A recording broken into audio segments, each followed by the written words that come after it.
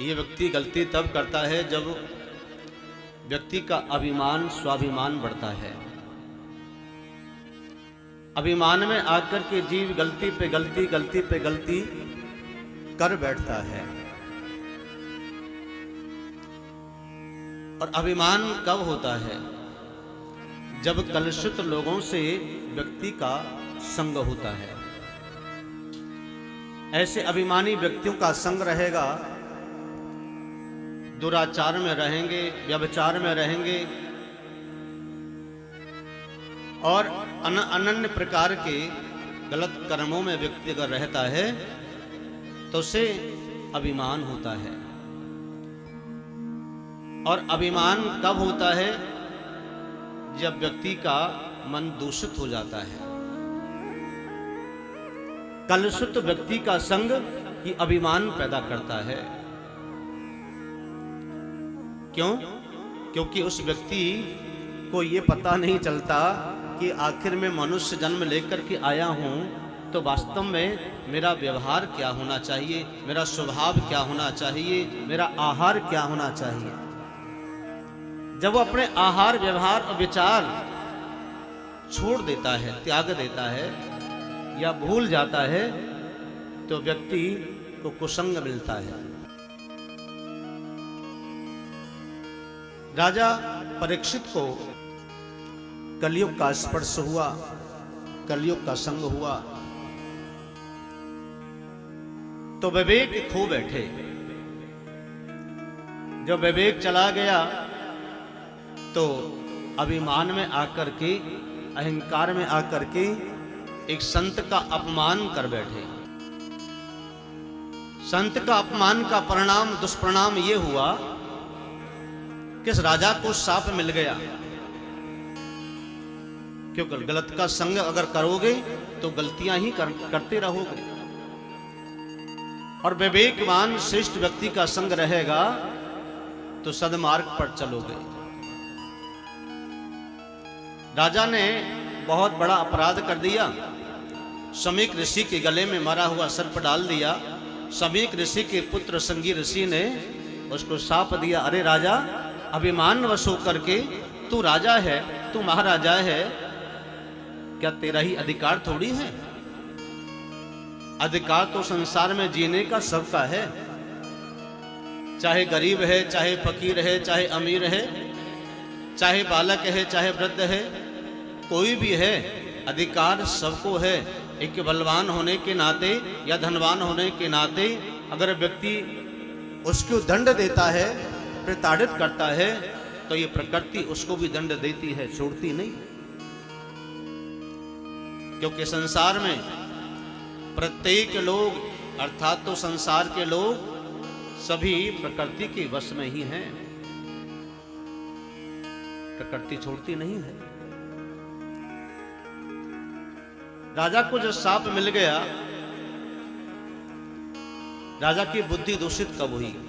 जब कलयुग का संग मिला। कलयुग कौन है? कलयुग है जीव की बुद्धि को गलत रास्ते पर ले जाने वाला, गलत कर्म कराने वाला। ये काम कलयुग का है।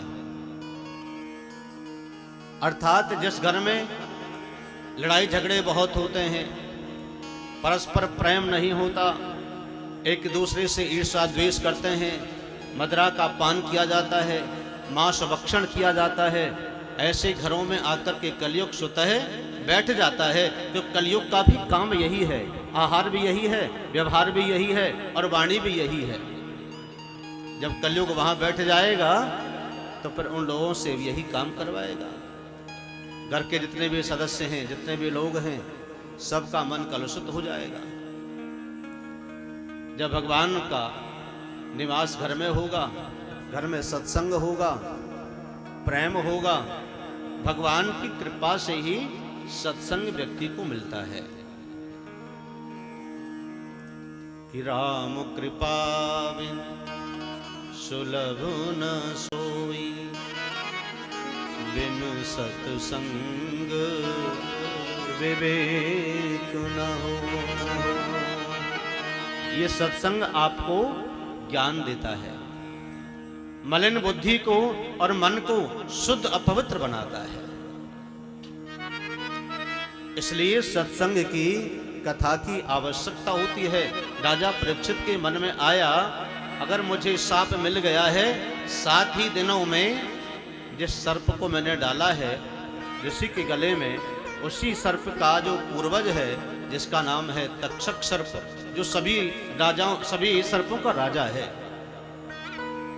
सभी का मालिक है, वही मुझे आकर के डसेगा, तो मुझे कुछ उपचार करना चाहिए। राजा के मन में भारी चिंता हो गई, और राजा को ज्ञान कब हुआ, जब अन्याय का वो मुकुट जो था सोने का, जब सोने का मुकुट उतारा तो मन में पश्चाताप होने लगा कि देखो मैंने कितना बड़ा अपराध कर दिया। मैंने एक ऋषि के गले में सर्प डाल दिया। मैं यहाँ का राजा हूं, और राजा अगर गलती करता है तो प्रजा राजा को देख करके गलती करती ही है। घर में अगर पिता शराब पीता है, बीड़ी पीता है, सिगरेट पीता है, कलह करता है, गाली देता है और अभद्र भाषा का प्रयोग करता है, तो बच्चे को सिखाने की आवश्यकता नहीं, वो सीख जाएंगे। घर का मुखिया, वैसे ही राष्ट्र का अगर राजा गलती पे गलती करता है तो प्रजा भी वही सीखती है। गलती तो कर बैठा, लेकिन गलती चाहे जाने में हो, चाहे अनजाने में हो, चाहे फूलवश हो, चाहे किसी भी प्रकार के कारण से हो, लेकिन उसकी सजा तो प्रत्येक जीव को मिलती है। चाहे वो राजा है, चाहे वो महाराजा है, चाहे कोई भी क्यों ना हो। इसलिए संभल के चलना रे लोगों, यहाँ धोखे ही धोखे हैं। संभल करके चलिए, अपनी वाणी को कंट्रोल में रखो, अपने मन को कंट्रोल में रखो, कहीं इधर उधर ना चला जाए कि देखना इंद्रियों के न घोड़े भगे, इनमें हरदम ही संयम के कोड़े पड़े। अगर इंद्रियों को आपका संयम, आपका सत्संग रोकेगा तो रुक जाएगा, क्योंकि इंद्रियां तो वो घोड़े हैं जिसकी कोई लगाम नहीं है। बिना लगाम के घोड़े हैं आपकी इंद्रियां, आपका मन। लगाम है भगवान का नाम, भगवान का सत्संग। राजा परीक्षित ने विचार किया कि बिना सत्संग के मुझे समाधान तो मिलेगा नहीं कोई। तो राजा परीक्षित ने अपने पुत्र जन्मेजय को राजगद्दी सौंपी और चले आए गंगा घाट पर। वहां एक वट वृक्ष के नीचे बैठ गए और प्रार्थना करने लगे। सब्सक्राइब करें रामकृष्ण शास्त्री जी के YouTube चैनल को, और हमारे वीडियोस को सबसे पहले देखने के लिए बेल आइकन को दबाना न भूलें।